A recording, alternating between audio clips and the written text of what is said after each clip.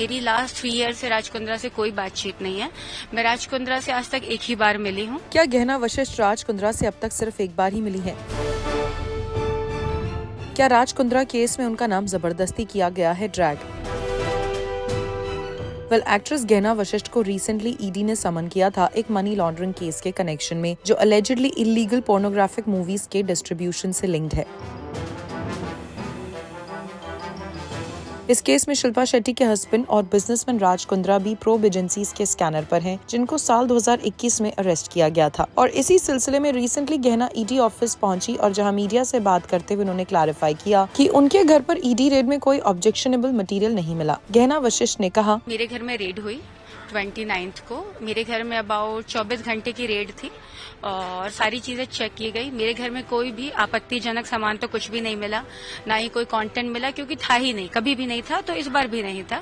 मेरे 7 account freeze हैं, जिसमें मेरे म्यूचुअल फंड, एफडी सब कुछ फ्रीज है। गहना ने इस दौरान ये भी बताया कि कैसे वो राज कुंद्रा से अब तक सिर्फ एक बार ही मिली है। इनके पास मेरे सारे CDR हैं, कॉल डेटा रिकॉर्ड है, मेरा फोन इनके पास है। मेरी लास्ट 3 ईयर से राज कुंद्रा से कोई बातचीत नहीं है।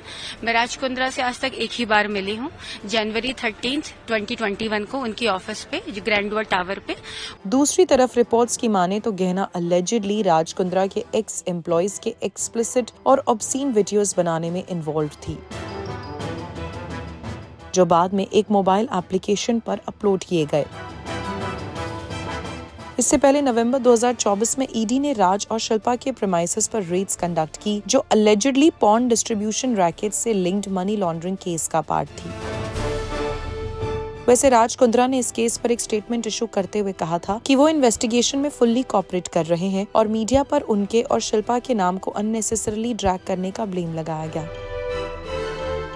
वहीं इस केस में ईडी ने राज को भी समन किया है और राज ने इसके लिए कोर्ट से टाइम मांगा है, जबकि गहना इन्वेस्टिगेशन के सपोर्ट में है और वो चाहती हैं कि सच सामने आए।